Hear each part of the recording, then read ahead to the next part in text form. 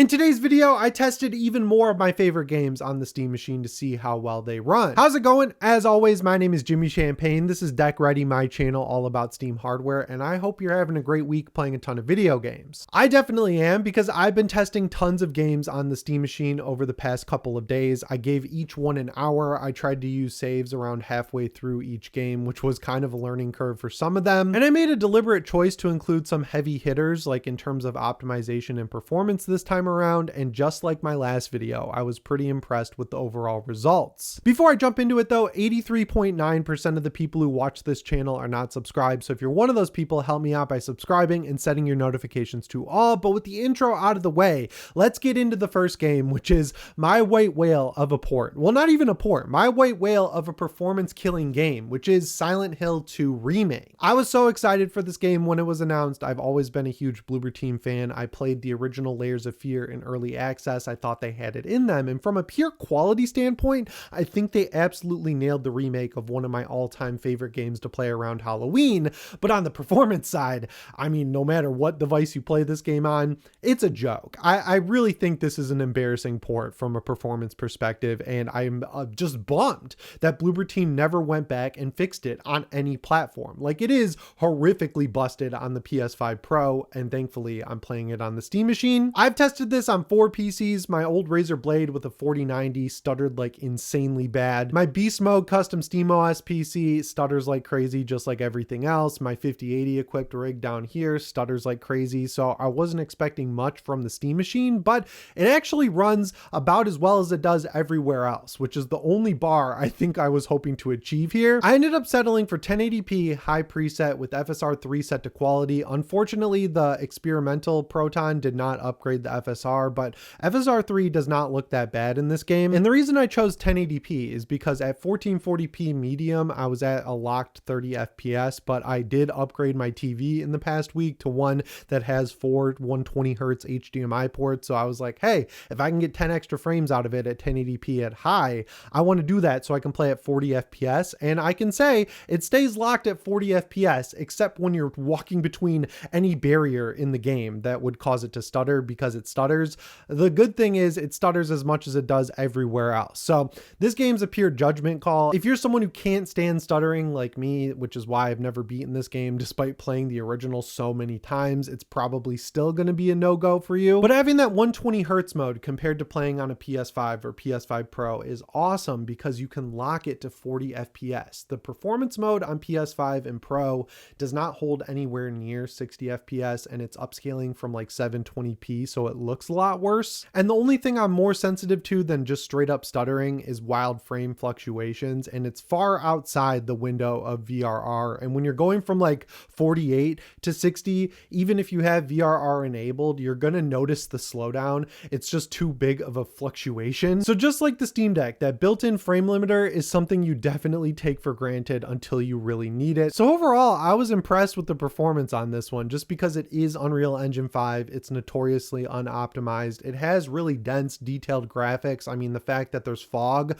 on screen constantly in this game seems to be a problem on every piece of hardware you try to run it on. So I was half expecting it to just not run at all, but it was a more than playable experience at the end of the day. So for the next game, I wanted to play something in 3D in 4K and see if the Steam machine could hold 4K 60 FPS. And with Halo Campaign Evolved coming out very soon, I was like, hey, why not play the prequel, which is one of my favorite Halo games, Halo Reach. So one tip I have with the Master Chief Collection is that you can just pre-select what you download if you go to properties and DLC, and you can check the campaigns and the multiplayers for every game and leave out the language pack, so it'll only take up as much space as you actually want it to. So I had it download all the campaigns, all the multiplayer, and I booted it up. Everything worked flawlessly. I set it to 4K, limited it to 60 in the game and with the built-in limiter, and left the settings on original because they look just fine. So I ended up playing like the first 3 to 4 levels, and yeah, it was a flawless experience across the board. This is one of the harder games to run in the entire collection. I was gonna test Halo 4, but I just really don't like that game, and I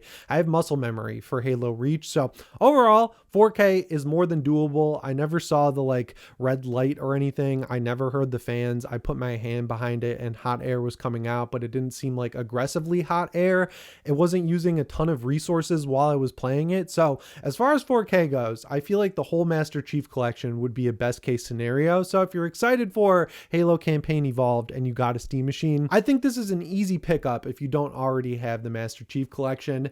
I'll never forget how it launched, which was abysmal, but I'm glad they put in the work and actually fixed it, because having all these games collected, knowing that physical games are going away, is just kind of sick, if I'm being honest. But yeah, after about 2.5 hours away from a horror game, I start to get clammy and my hands start to shake. So I went back to horror for another one that I thought would push the Steam machine, which was the Until Dawn remake, which is a decent remake. I would say it's weird in Unreal Engine 5 because it doesn't actually look better in my memory to the PS4 version. But yeah, because of Sony's bullshit, this one's a little bit weird from the jump. Like, it wants to install the PlayStation overlay, which is not available on Linux. So you get 2 errors. Then it wants you to install C++ or something, some like extra Microsoft add-on pack. I did that. And then after that, it just boots fine, despite these like big red errors it gives you. It compiles shaders, which is a promising sign. I ended up setting it at 4K high FSR 3.1 at quality, and it was hovering in the 55 to 60 zone. I tried out VRR.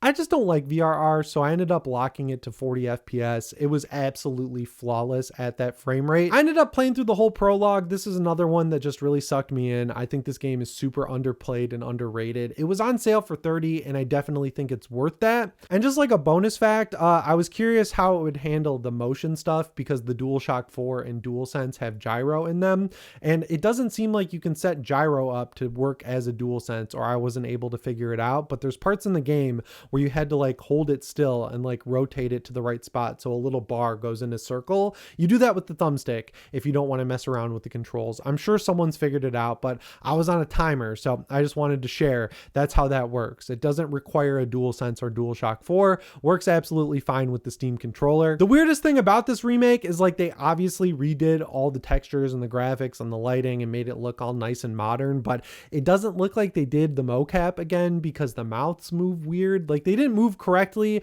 I would say like 60% of the time in the original release, but with everything else looking so good in this game, it was very apparent that they didn't redo that stuff or didn't put a lot of time into it. The sound is great though. The lighting's great. This is just one of the best horror games. I don't always love these playable movies. Like House of Ashes was a good one. Man of Medan was another.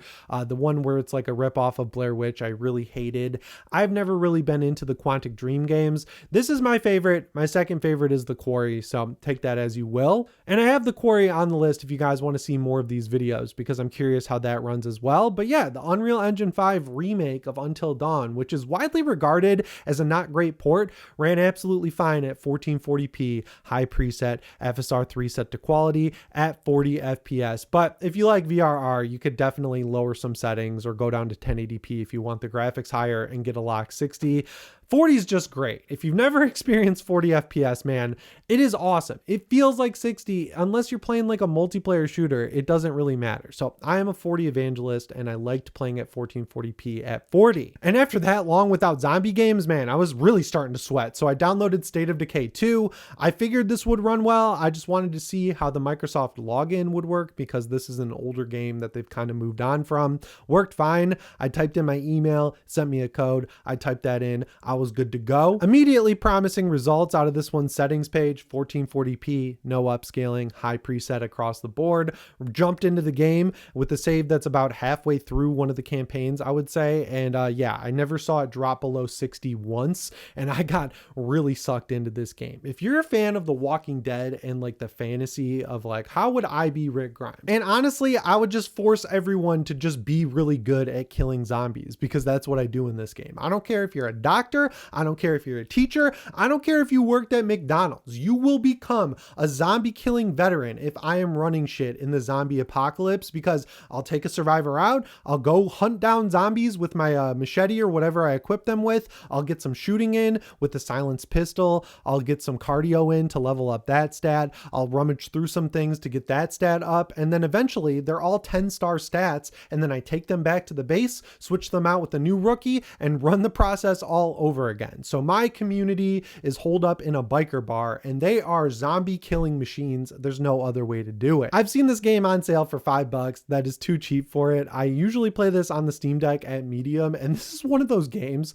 where the jump from medium to high is like, whoa. Like, I didn't think it looked bad on medium on the Steam Deck, but once you see it running on high, you're like, whoa, there's lighting effects in this game. There's depth of field. There's all these extra effects that get turned off when you move it from high to medium. So I might have to mess around with the settings on my Steam Deck, but I thought it was like a perfect world scenario. When I booted it up, it already had my save ready to go. And then when I was done playing it, I wanted to go play it. So I went in bed, booted it up on my Steam Deck, it downloaded the save, and I picked up right where I left off. That is the utility of having a Steam machine and the Steam Deck. And that brings us to the fifth game I tested, which was The Evil Within 1. And I wanted to test this one specifically because the PC port is pretty jank. It's built on like modified id Tech 5. And it's one of those games that gets diminishing returns when you just throw better hardware at it. Like back in the day, you needed a beastly rig to even run it. So I figured 4K was out of the question, and I was right because, you know, on my 4090 PC, it can't do 4K. So what I did was drop it to 1440p, max everything out, and it was a flawless 60 frames per second. I played through the entire intro when, you know, you go into the mental hospital and then you get sent into the other world where everyone's evil and covered in barbed wire and glass. I forgot this is an actually scary game. Like, this is one of the few games that really scares me. The whole intro has 4 stealth sections where a guy is chasing you with a chainsaw, and it's not one of those intros where you can't really die. If this guy catches you, and he doesn't have preset pathing, he has like free movement around the map, is when he catches you, he'll cut you up. So I locked in immediately. After that, you get into a pretty open forested area, and I figured that would drop the FPS a bit because there's like fog, there's lighting effects that are fire, there's guys running around, and it gives you a gun. But no, it stayed locked at 60 FPS, and I haven't played this game since it came out.